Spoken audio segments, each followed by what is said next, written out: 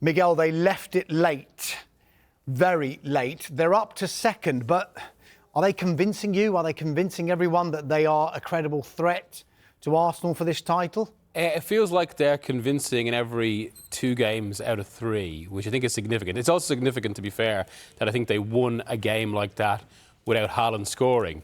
And especially that's Foden, given he's been, I think, their second best player this season and in really resurgent form, to be fair.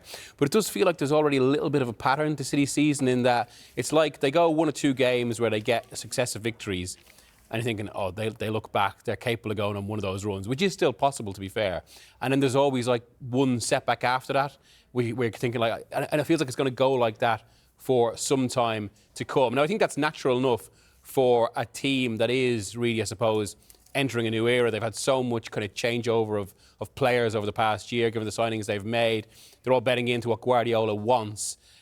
So these sort of kind of dips and kind of rises are natural.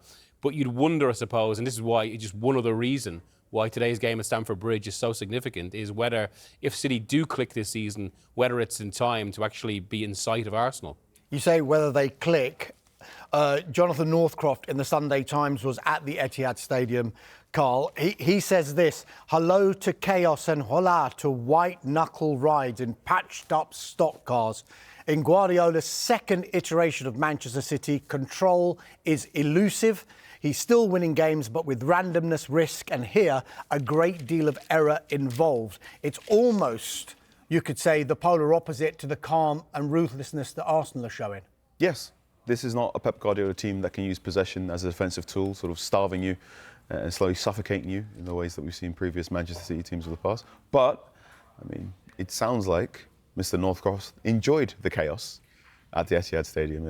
They are a more counter-attacking team. They are a little bit more suited to playing to some of Haaland's most outstanding strengths, which is why I think he's had the great goal record he's had to start the season. But I agree with Miguel. This is also a question of how do you get your second best player, your third best player to play football. Manchester City, this is probably the worst Manchester City will be in a little bit.